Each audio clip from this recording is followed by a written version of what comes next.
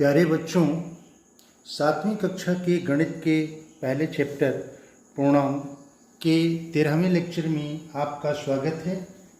इसके पहले वाले लेक्चर में हम लोगों ने उदाहरण 6 तक कर लिया था और इस लेक्चर में उदाहरण नंबर 7 करेंगे और प्रश्नावली 1.4 के कुछ प्रश्नों को हल करेंगे।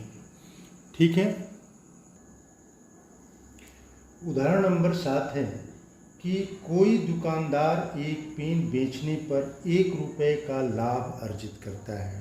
तो बच्चों, लाभ के लिए हम ये प्लस से प्रदर्शित करेंगे और हानि के लिए माइनस से प्रदर्शित करेंगे।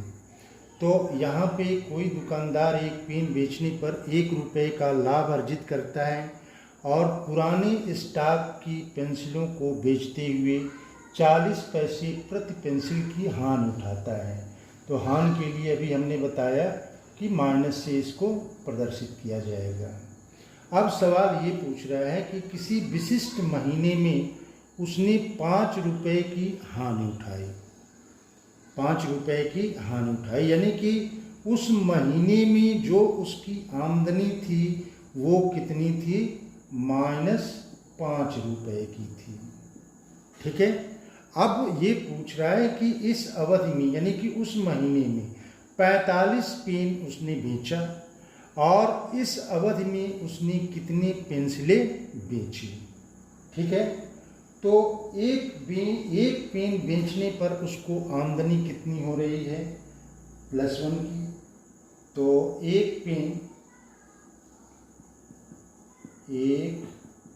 पेन बेचने पर आय कितना है? 1 रुपये। ठीक है। और एक पेंसिल पर आय कितना है? एक पेंसिल बेचने पर आय बराबर, अब यहाँ पे 40 पैसा उसको क्या हो रहा है? हानि हो रहा है। यानी कि जो उसकी आमदनी है वो कितनी है? -40 पैसे। तो ये -40 पैसे हो जाएगा। ठीक है। अब कुल आय कितना होगा? कुल आय, तो कुल आय बराबर कितना है? -5 रुपये। तो यहाँ पे हो जाएगा -5 रुपये। ठीक है। अब पेनों से आय कितना है? पेनों से आय, तो यहाँ पे देखिए एक पेन बेचने पर उन्हें आमदनी 1 रुपये की हो रही है। तो पेन कितना बेच रहे हैं? 45। तो ये कितना हो जाएगा? 45 × 1, ये बराबर हो जाएगा आपका 45 रुपये। ठीक है। 45 रुपये। तो इसलिए पेंसिलों से आय, पेंसिलों से आय। अब यहाँ पे देखिए उस महीने में टोटल उनकी आमदनी कितनी है? -5 रुपये। तो टोटल आमदनी में से पेनों से जो आमदनी हुई है उसको अगर हम घटा दें तो पेंसिल से आमदनी हमको पता चल जाएगा। यानी कि ये हो जाएगा ये 5 रुपये में से कितना घटा दें? 45 रुपये। तो ये बराबर कितना हो जाएगा? ये हो जाएगा 50 रुपये। ठीक है। अब इस 50 रुपये को हम पैसे में कन्वर्ट कर दें ताकि हमको आसानी रहेगी। तो आप ये जानते हैं कि 1 रुपये बराबर कितना होता है? 100 पैसा। तो ये बराबर 100 का इसमें हम गुणा कर देंगे तो ये माइनस में आ जाएगा कितना? ये 50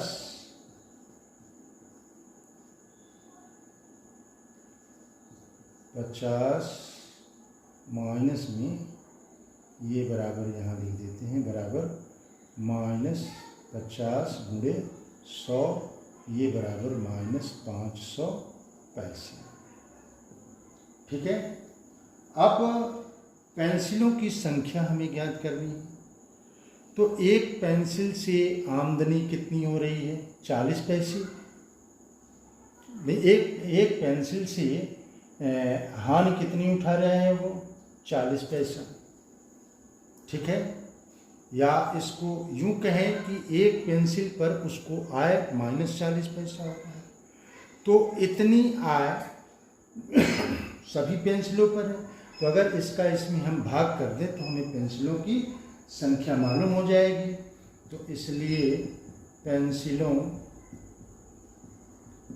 पेंसिलों की संख्या बराबर हो जाएगा कितना? -500 भागे -40। अब आपको याद होगा दोनों ऋणात्मक है, तो उत्तर क्या आएगा? धनात्मक होगा। अब ये 500 में 400 से हम भाग करेंगे तो यहाँ पे देखें 500 में 40 से भाग करेंगे तो ये कितना हो जाएगा? 40 से कम 40, 0, 1, 0 और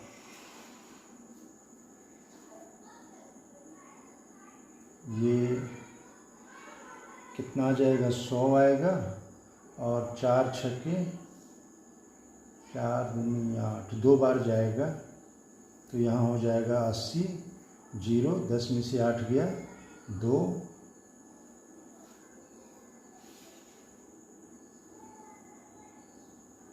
40, 500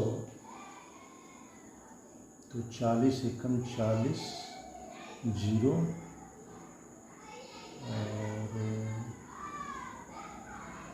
5 में से, अच्छा यहाँ पे गलत हो रहा है।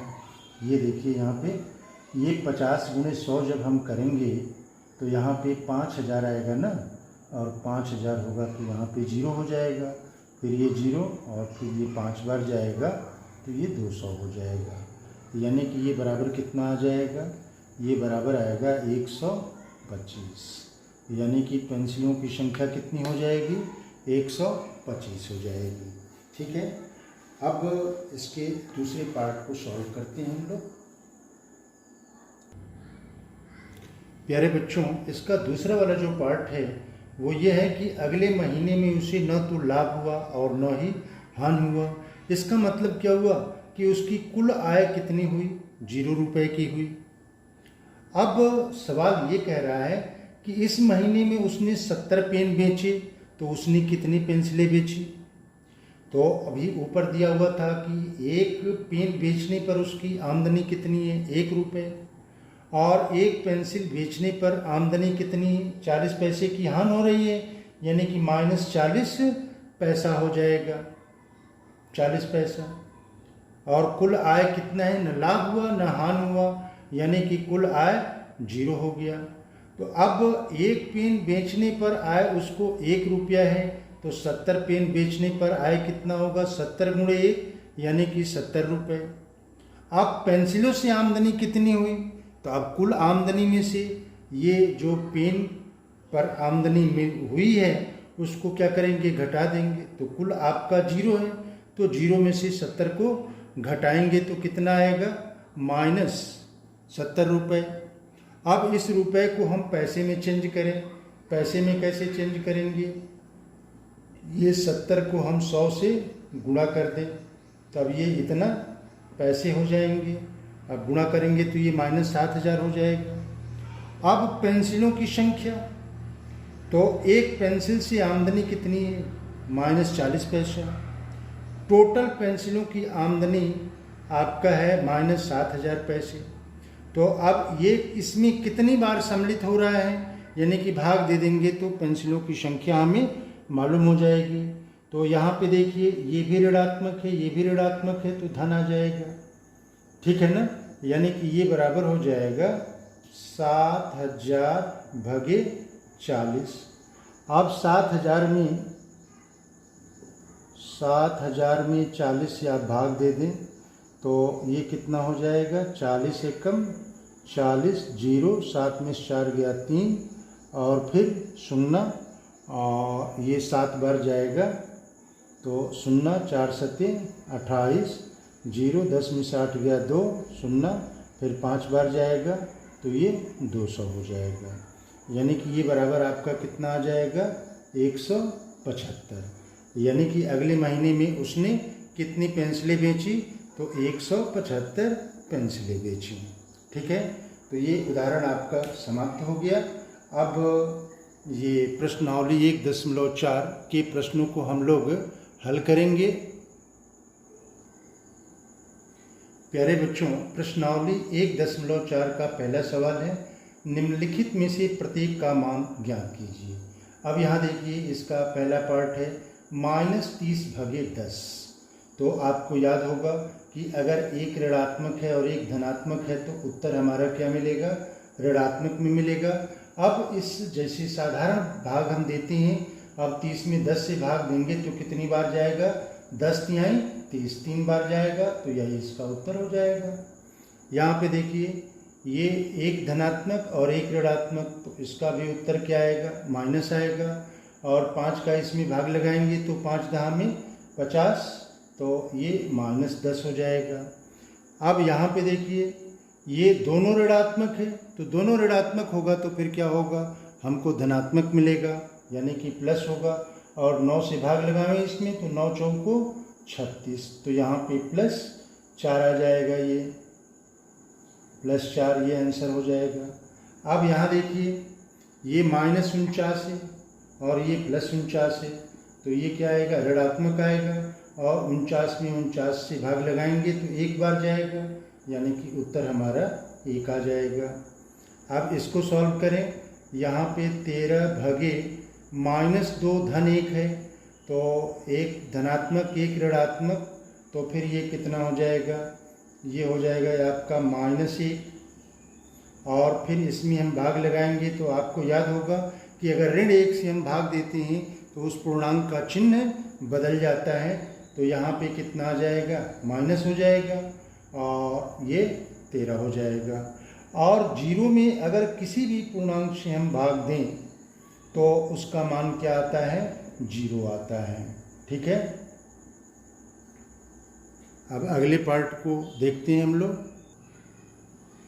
इसका जी नंबर है, ये -31 भागे बड़े ब्रैकेट में -30 + -1, तो पहले हम इस बड़े वाले ब्रैकेट को सॉल्व करेंगे, तो ये बराबर होगा -31 भागे, अब ये अंदर देखिए, ये दोनों ऋणात्मक हैं, इसलिए दोनों पूर्णांक क्या होंगे, जुड़ जाएंगे, तो 30 और 1 31 हो जाएगा, यानी कि यहाँ पे -31 होगा।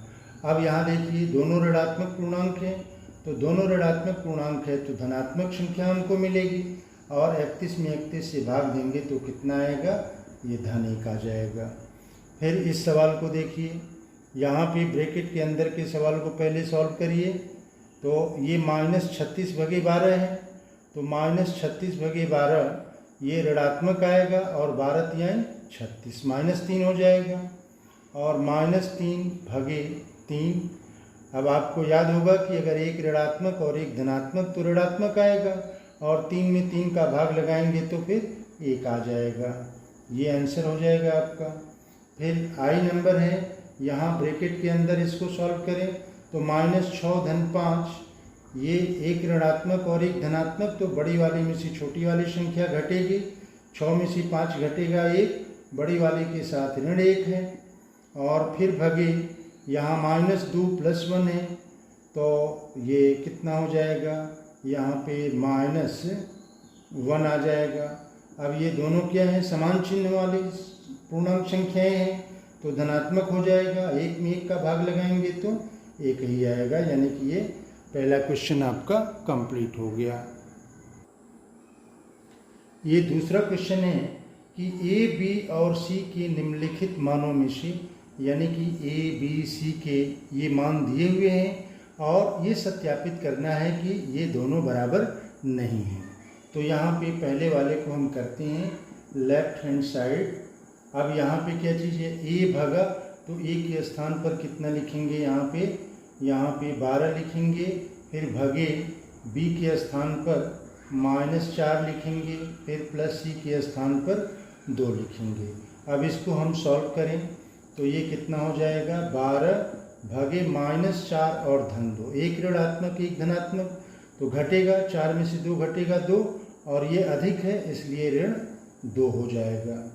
अब एक धनात्मक है एक ऋणात्मक है, तो उत्तर क्या आएगा, ऋणात्मक में आएगा, और 2 छक्के 12, -6 हो गया। अब इसके बाद से राइट हैंड साइड हम लें तो राइट हैंड साइड क्या है, a भागा b धन a भागा c, ये चीज़ है। अब फिर यहाँ से मान उठा करके इसमें हम रखें तो ये बराबर हो जाएगा, a बराबर 12 भागे b बराबर कितना है, -4, ठीक है। तो ये चीज़ हो जाएगा, और फिर प्लस a भागा c, तो a बराबर कितना है, 12, और c बराबर है 2, तो 12 भागे 2, ये चीज़ हो जाएगा।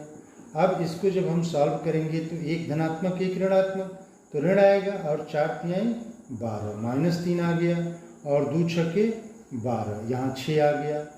अब एक धनात्मक और एक ऋणात्मक, तो ये क्या होगा, घटेगा, 6 में से 3 घटेगा 3, तो यहाँ पे हम क्या देख रहे हैं कि लेफ्ट हैंड साइड में -6 आ रहा है और राइट हैंड साइड में 3 आ रहा है, इसका मतलब दोनों बराबर नहीं है। अतः कि left hand side is not equal to right hand side, ये सत्यापित हो गया। अब ठीक उसी तरह से यहाँ पे दूसरे वाले पार्ट को भी करेंगे, तो लेफ्ट हैंड साइड क्या है, a भागा b प्लस c, तो a के स्थान पर अब कितना लिखेंगे, -10 लिखेंगे, और फिर भगे b के स्थान पर 1, और c के स्थान पर b के स्थान पर 1 और c के स्थान पर भी 1 लिखेंगे, तो 1 प्लस 1 ये हो जाएगा। अब ये बराबर कितना होगा, -10 भगे 1 धन 1 कितना होगा, 2, और इसको सॉल्व करेंगे तो -2 पच्चे 10, ये -5 आ जाएगा। अब राइट हैंड साइड हम निकाल दें तो राइट हैंड साइड क्या आएगा, यहाँ पे देखिए a भागा b, यानी कि -10 भागा 1, और फिर प्लस में क्या है, प्लस a भागा c, यानी कि -10 भागा 1 ही है c भी। तो अब ये 1 से भाग करेंगे तो वही पूर्णांक हमको मिलेगा, तो यहाँ हो जाएगा -10, और फिर यहाँ पर क्या हो जाएगा, प्लस यहाँ भी -10 हो जाएगा। अब ये दोनों समान चिन्ह हैं इसलिए जुट जाएंगे, तो ये हो जाएगा 20, और चिन्ह क्या है, ऋण है, तो ये ऋण 20 होगा। अब यहाँ देखिए ये ऋण 5 आया और ये ऋण 20 आया, यानी कि दोनों पक्ष बराबर नहीं हुए, तो इसलिए ये left hand side is not equal to right hand side, ठीक है। तो ये आपका क्वेश्चन कंप्लीट हो गया, दूसरा नंबर। प्यारे बच्चों, तीसरा क्वेश्चन है रिक्त स्थानों की पूर्ति कीजिए। अब यहाँ देखिए 369 भागे ये बराबर आया है 369, तो 369 आएगा कब, जब यहाँ पे हम 1 से भाग देंगे। आपको याद होगा कि किसी पूर्णांक में जब 1 से भाग दिया जाता है तो वही पूर्णांक आता है, यानी कि यहाँ पे क्या आ जाएगा, 1 आएगा। अब यहाँ देखिए यहाँ -75 है, यहाँ पे ऋण आ रहा है, तो ऋण आ रहा है तो ऋण आएगा कब, जब एक धनात्मक हो और एक ऋणात्मक हो, तो इसका मतलब कि यहाँ पे जो पूर्णांक आएगा वो धनात्मक होगा। अब यहाँ 1 कब आएगा, जब 75 में हम 75 से भाग दें, तो यहाँ पे हो जाएगा 75, ठीक है। अब यहाँ पे ध्यान दीजिए, यहाँ पे आपका धनात्मक पूर्णांक आ रहा है, तो धनात्मक पूर्णांक कब आएगा, जब यहाँ ऋण है तो निश्चित रूप से यहाँ ऋणात्मक पूर्णांक होना चाहिए, तो यहाँ पे चिन्ह तो हो जाएगा माइनस। अब 1 कब आएगा? जब हम 206 में 206 से ही भाग दें, तो यहाँ -206 हो जाएगा। ठीक है, अब यहाँ पे आइए, यहाँ देखिए क्या रहा है, धनात्मक, यहाँ पे ऋणात्मक है, इसका मतलब यहाँ भी ऋणात्मक होना चाहिए। अब यहाँ 87 है, तो यहाँ पे क्या होना चाहिए, 1 से हम भाग देंगे, 1 से, तब हमको ये मिलेगा कितना, 87 मिलेगा।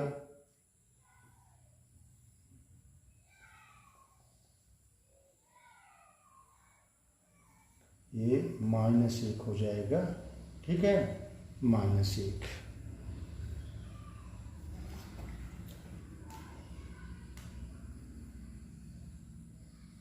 -1 आ जाएगा। यहाँ पे देखें ये -87 है, तो -87 कब होगा, यहाँ पे ये धनात्मक है, तो सीधी सी बात है यहाँ ऋणात्मक होना चाहिए, तो यहाँ पे -87 होगा। फिर यहाँ पे देखिए यहाँ ऋणात्मक आ रहा है, तो यहाँ पे क्या होना चाहिए, ऋणात्मक होना चाहिए, क्योंकि ये धनात्मक है, तो धन ऋण रहेगा तब जाके ऋणात्मक आएगा।